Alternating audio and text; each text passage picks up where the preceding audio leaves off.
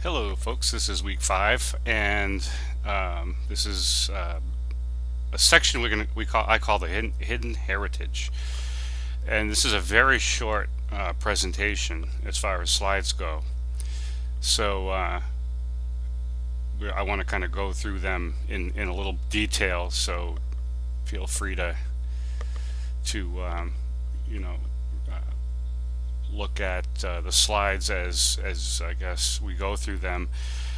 The thing I want to do is that I want to kind of talk through a more localized form of government or governance, which again we don't really get to hear about in the fact that when we really look at Native American politics and those items as far as how communities govern themselves, this is something that is really not talked about too much. We always hear of a chief and a council, and again, that always goes back to sort of a core of a village, but it really doesn't really get into what it is that makes the government an actual government. It just shows you how a government is run by having leadership. So we're going to be looking at this, and again, there's only about 5 or 6 slides involved in this particular one, but let's look at this. So there are some perceptions, obviously, of Indian tribes, things that are known, but there are also things that are not known. And what I want to talk about is the East Coast. We often hear of tribes west of the Mississippi, in the Southwest. We also talk about Northwest as well, Salish Kootenai, the coastal Salish. They're sort of out west. So anyway, we're going to focus on the East Coast and different confederations of tribes here. So I'm going to talk through these a little bit and introduce you to them and talk about them. And they're in no particular order. They're basically just a list. Now, first we have the League of Iroquois.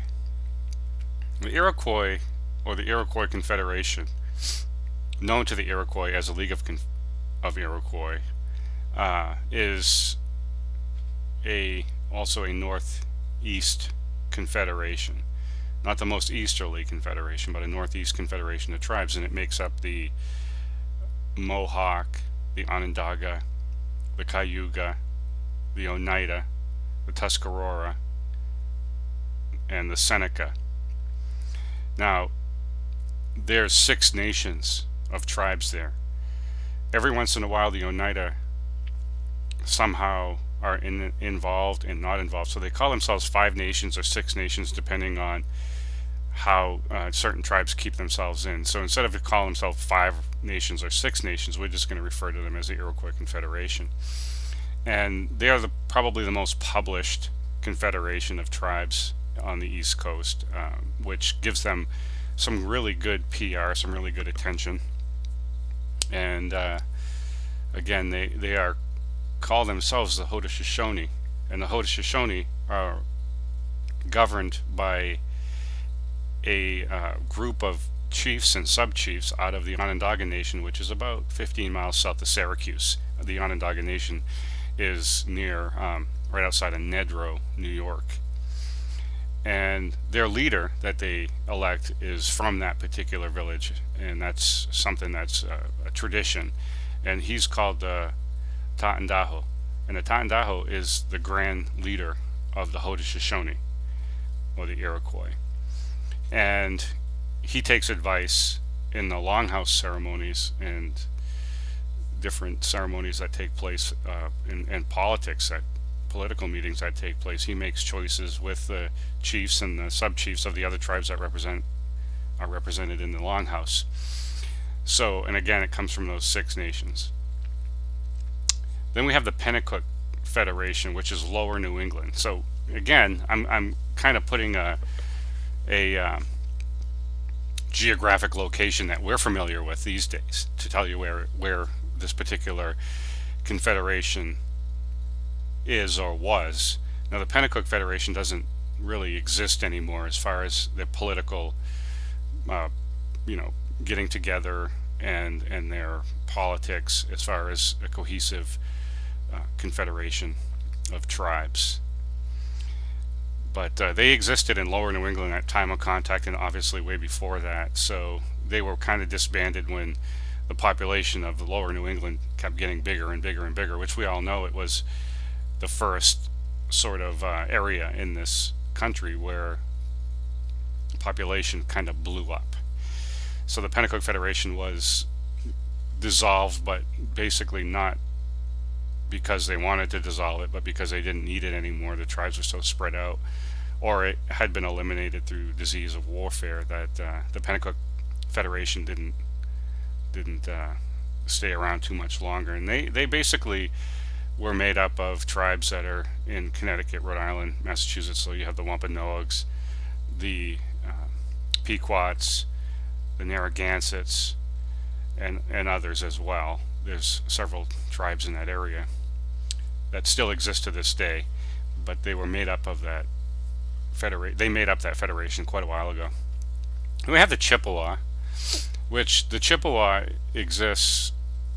They exist west of the Great Lakes, and I'm talking obviously about east of the Mississippi. So why Chippewa being west of the Great Lakes am I talking about their confederation? Well, because they're related to the Algonquin tribes, in which every tribe below this, so the Wabanaki, Powhatan, Miami, Algonquin, exist. So they kind of moved out there. They kind of moved over to that area that they exist in now, Michigan, over all the way over to the most westerly is Turtle Mountain, North Dakota, which is about 100 miles from Minot, North Dakota.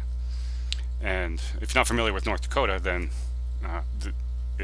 you could look it up, but it's the exact geographic center of the North American continent, and that is kind of where they're positioned. They actually have a big pole in the middle of their. Oops, I'm going to go back. I accidentally hit the button. They have a big pole in the middle of their tribal nation where it denotes the geographic center of North America. So they're over there, but they were originally from this area. Chippewa are also called the Ojibwe, and they call themselves the Anishinaabe, which means the people that came from the sky, Anishinaabe. They were called Chippewa by the Spanish, but they refer to themselves as Ojibwe. Ojibwe is what they consider their language to be. So again, you can see there's a difference in how we learn about these different tribes and how we learn about these different confederations. But the Chippewa existed, and they called themselves the Seven Fires Confederacy. And the reason they call themselves that is because there's actually a Seven Fires prophecy that exists. You could look it up. It's part of their history and part of their prehistory, and it gives a story about where they came from, how they existed, and what existed as far as their meeting points to get to the different territories, which each territory they arrived in as they were going west was considered a fire. So the Seven Fires Confederacy is quite a large scattered confederacy, and again, the Chippewa, Ojibwe, Anishinaabe make up the Seven Fires Confederacy.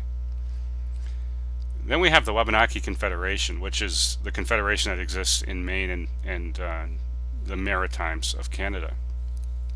It's the most easterly confederation of tribes, and it's made up of 4 tribes, and the 4 tribes are spread out through several different villages. So the Wabanaki Confederation is the Penobscot, the Passamaquoddy, the Micmac, and the Maliseet nations.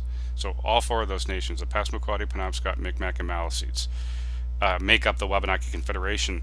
If you look at the word, we're going to break this confederation down a little bit more, so let's just kind of talk about the word Wabanaki. So we see that Wabanaki, it's one word as far as how it's spelt.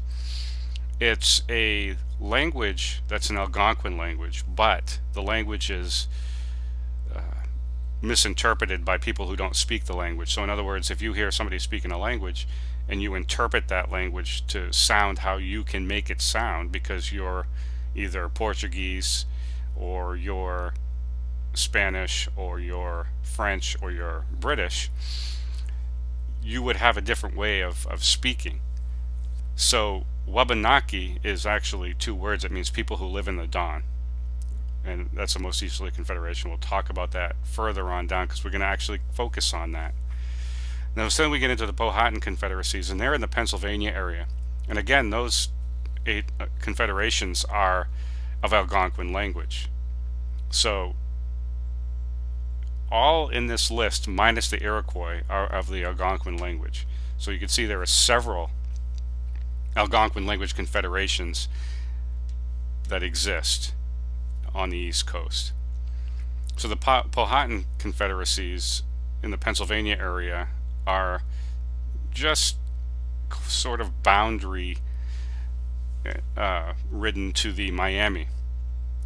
So they call them the Miami tripartite, which is in the lower Great Lakes, which basically it's talking about there's 3 of them, 3 subtribes of the Miamis that existed below the Great Lakes, and they abutted the Powhatan confederacies. So there, I mean, you look at Miami and you think of Miami, Florida. Well, Miami, Florida is definitely way down there, and however, there are no Miami tribes down there. There are no Miami relocation reservations down in that area of Florida. The Miamis originally came from the Ohio area, and they were relocated mostly to the Oklahoma area, but there was, again, 3 subtribes of the Miamis. They're all called Miamis, but they would get together, they would exist, they would govern, they would meet. They were a very strong confederation. They were surrounded obviously by other confederations of tribes, but they were very organized, and again, they were Algonquin speakers as well. And so if we look at the Miami, Ohio area, that's actually where they're finding the largest and oldest city in North America, and they're dating it back to about 4,000 or 5,000 years old as far as the whole city goes, that was completely, for some reason, abandoned over the years or broken up and just decayed. They didn't make buildings out of stones or anything like that. Most of the, when we're talking about cities, there were roads, there were trash pits, there were public, obviously, places to use the bathroom that people are discovering now as that area grows out in the lower Great Lakes areas. And they estimate that there were probably about 700 to 800,000 people living in that city at the time, and those were the ones that made up the Miami tribes, again in the lower Great Lakes. So lastly, we have the Algonquin Confederation, and they're north of the Great Lakes, and they kind of existed over to above and including part of New Brunswick. And the Algonquin Confederation obviously is the grandfather confederation of all these tribes. They're the originators of the language from all these tribes, and they still exist. Actually, the Algonquin Confederation still exists to this day. The Wabanaki Confederation exists to this day. The Chippewa Confederation exists, and so doesn't the League of Iroquois. But the Algonquin Confederation is huge. It makes up many tribes that speak the Algonquin language, and the Miamis, the Powhatans, the Wabanakis, the Chippewa, and the Pennacook all had responsibilities to send representatives to the Algonquin Confederation when times were called, where there were meetings or there were updates or people needed problems solved or issues addressed. So within these leagues and in these confederations, we have still a lot that do exist for various reasons. So we'll move on to the next slide. And like I said, we're going to focus a little bit on what we are talking about within Maine and New Brunswick, and that's the Wabanaki people. And I just want to talk about this as a local example. So the tribes of Maine form a single linguistic group of the Algonquin, and we talked about that. Now, the Algonquin language is not a language that is sort of spoken in the same kind of way you would move your mouth when you speak in English or any other language, actually. There's a silent part to the language which is called the Algonquin whistle. Now, the people who study languages, the people who put languages and link languages together so that they could scientifically link tribes, are called linguistic anthropologists. They study language. Linguistic anthropologists have created their own sort of alphabet. And within their own alphabet, what they do is they really look at how words are pronounced. Now, this alphabet is able to be used for any single language in the world. The problem with it is that you have to learn the alphabet. It's like learning another language, actually, because they have letters that look like little fish. They have letters that look like upside down backwards E's, like the schwa sound. They have letters that are like together like a capital letter P and a small letter P next to each other, but they're pronounced as like an F. So it's another whole language that you kind of have to learn about. But what they've discovered was what we've always known, is that we were related to other tribes that spread out over to the west that have Algonquin whistle sounds, whistle language built in them. And so, for instance, if we're going to say come here, we say chkwi, chkwi, chkwi. So there's a little air sound at the beginning. You couldn't probably spell that. Or if we say cat, we would say psuis, psuis. So there's a little airy sound, and I'm exaggerating it so you can hear it, and I hope the microphone picks it up. But these kinds of sounds are indicative of the Algonquin language, and linguistic anthropologists again call it the Algonquin whistle. So we have the Passamaquoddy, Penobscot, Micmac, and Maliseet. Now this is in no particular order. I just put them that way. It was the two tribes that began with the letter P and the two tribes that began with the letter M formed the Wabanaki. Those tribes together, again, formed the Wabanaki. Without all involved, the Confederation meetings that still exist to this day and have existed for thousands of years are only advisory meetings. You can't make decisions without all the tribes there and all the tribal leaders. Now, as I was talking about earlier, Waban, W-A-B-A-N, means dawn, and Aki denotes where people live. So together, Wabanaki, people of the Dawnland. So Aki is sort of like a town or a city or a village, and it just kind of talks about where you live. And so Waban, pre-dawn, dawn, people who live in the dawn. Wabanaki. Alright, so the Wabanaki Union, or the Wabanaki Confederation, or the Wabanaki, whatever you want to call it, it's just a group, are represented by what we call a wampum belt. We have two sort of symbols that describe the Wabanaki. One is older than the other, but they both describe Wabanaki. So the first one is a wampum belt, and wampum means the talk. So it's actually like when you read a book, it sort of speaks to you. It's nothing. It says nothing when it's sitting there, and if you can't understand the words, then it's not going to ever mean anything to you. But if you learn to read it and it's sitting there and you start reading it, it will tell you something. It's talking to you. So that's how we refer to wampum, meaning the talk. It's made out of quahog shells. There are quahog shells that exist in the Martha's Vineyard, Massachusetts area, all the way up to Canada, but they get smaller as they go, as the water gets colder. And the wampum beads have, they're made from the two different colors within a quahog shell, the purple and the white. The white is usually the background. The purple is usually the message. However, on the wampum belt that talks about the Wabanakis here, it's actually the white you want to look at as the symbols. So let's start from the left of this. You see there are 4 white beads in the center string.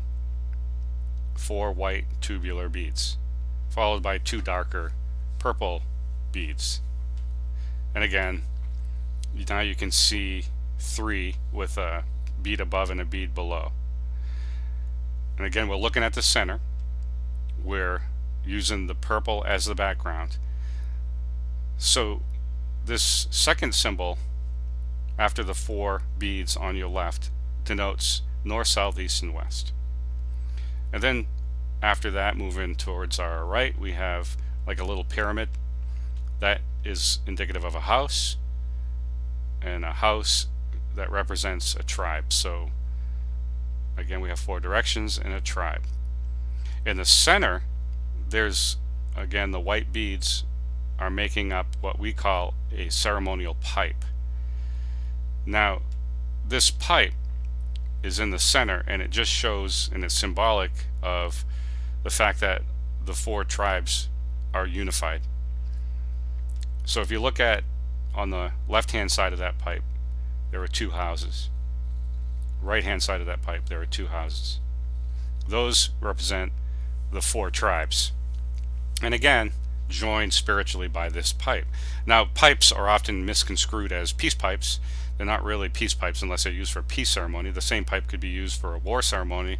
Same pipe could be used for a winter ceremony, a naming ceremony of a child, a death ceremony. So it's not necessarily a peace pipe. It's just a pipe, and again made popular as a peace pipe, like we talked about last week, in Hollywood sort of movies and the way schools teach today in history books.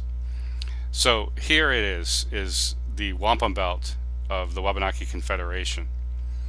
And again, I wanted to end on this with this particular slide, is that the belt serves as a reminder of the Confederacy and was carried from village to village to deliver the message, whatever it might be. So in other words, whenever a message was being delivered via a runner or a person who would take that message from one chief to the next chief, usually it was a younger, probably late teenager, early 20 male that could run, and he would have this belt, and when he showed the belt, he was representing his tribe within the Confederation to the next Confederation tribe, and then he would deliver the message, whatever that is. But this would be the symbol of his authority to deliver that message. Okay. Now here we have another design, which is a double curve design, and it also is indicative of the Wabanaki Confederation. So besides the wampum belt, we have this. Now we call this a double curve because if you look at the center bar, that's sort of like the tree that holds everything together, that's hanging off from the left side of it and the right side. And you can see the double curves, so the little curvy things on the top and the 4 corners. That kind of denotes water people, people of the water, river people, lake people, ocean people. We're people of the water. And so each one of those waves or curves represents a tribe. So Penobscot, Passamaquoddy, Micmac, and Maliseet. And then you can see the 4 X's, 2 X's in the middle, which form the 4 tribes. So again, you're looking at the white within the background, and each tribe, together forms an X. So there are 4 tribes forming these 2 X's, which are kind of holding up everything based on the center, this center support, which is a philosophy of brotherhood. And on the left, you see sort of 2 squigglies that look like a 3 and an E, and that represents a door. And if you look at the center of that, you see almost like a little triangle, and that little triangle represents that the door is closed. So the tribes in the Confederation have made the decision that they're still going to be in the Confederation. They're not going to leave. But if they did ask to leave, that door, they would have to come to ceremonies with that door open. So what it would look like, would look like if you flip the 3 and you flip the E so they're facing each other, it would look like a big number 8. And there would be 2 circles that would be completed in that, and that would mean the door is open. That would mean that a tribe could leave if they requested to, for whatever reason that may be. Or it would mean that we're going to take in a tribe under our protection, and that has happened before, And the last tribe that we let in and let out was the Abenaki tribe, but they kept moving west, further and further west, and it became impossible geographically for us to protect them. So they asked to be, relieved of the protection of the Confederation, and they fell under the protection of the Confederation within the Algonquin. So because they moved towards where the Algonquin were. So that is a door. So again, this is we have a wampum belt and a double curve design, which denote the Wabanaki Confederation of Tribes. Now this is the last slide I want to talk about, and this is a modern day confederation, I should say, some kind of modern day alliance of tribes, and it's called the United South and Eastern Tribes. It's called USET. USET are all the tribes that exist east of the Mississippi, and because by government standards and by even other tribal standards within the political ramifications of federal money disbursement or federal funding or ownership of lands or businesses or corporations, the Eastern Indians are often left out. They're left out of conversations within the government. The United States government I'm talking about, the federal government. These are left out. So what they decided to do from all the way from Florida to Maine, and again, most of the tribes, I think it's all of the tribes actually east of the Mississippi, have joined this particular organization. And I put the symbol up for it in the upper left hand corner. They actually have a logo. It was established in 1969, and since it's been established, some tribes have come in. So it's a continuously growing group. Now, even though some of the tribes are represented here, like let's say the Eastern Band of Cherokee Indians, that's not all the Eastern Cherokee Indians. It's just the Eastern Band, and that's out of North Carolina. There are other Cherokee Indians as well that are east of the Mississippi, Cherokee Indian tribes, governments that are not part of this organization. They choose not to be at this point. Now what this organization is just a group of confederation of tribes that get together to talk about funding issues, socio-economic issues. They deal with everything like a municipality would as far as road maintenance, and they talk about disbursement of monies, and they make proclamations or decrees that go towards the U.S. government to get recognition for something, whatever it may be.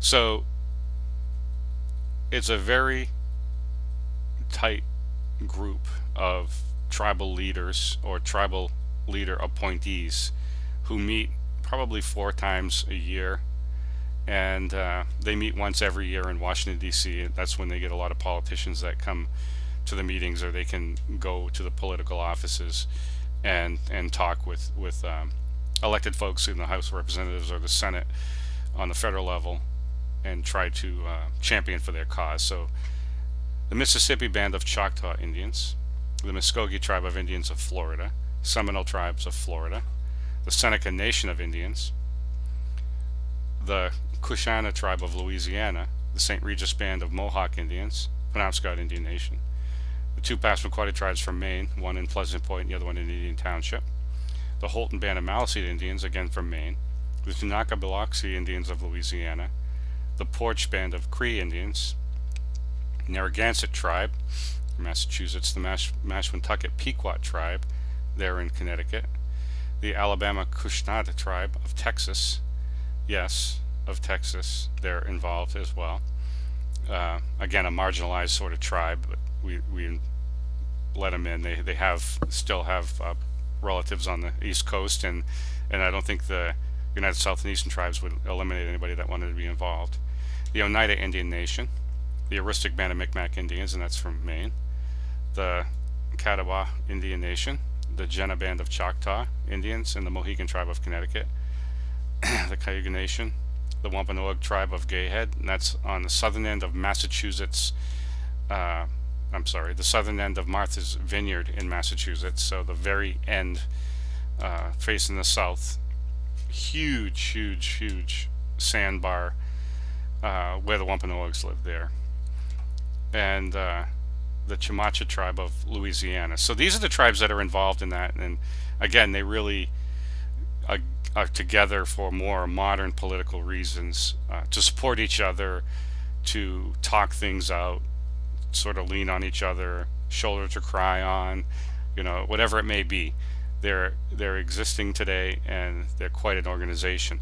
If you wanted to look them up just to kind of get a little bit more information on it, you could. You just look under USET, and they have a web page, and they have all their missions and directives put there, and it's open to the public, obviously.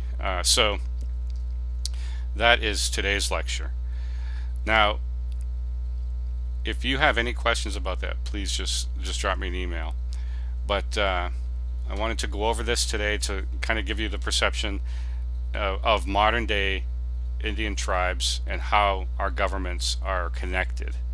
It doesn't really get into how tribes govern themselves within their own villages, which is what we do. But again, as a nation, we have to look at other Indian nations as support and help along the way. So that's today's lecture, and the assignments are posted. I will talk to you in the next class. Have a great week.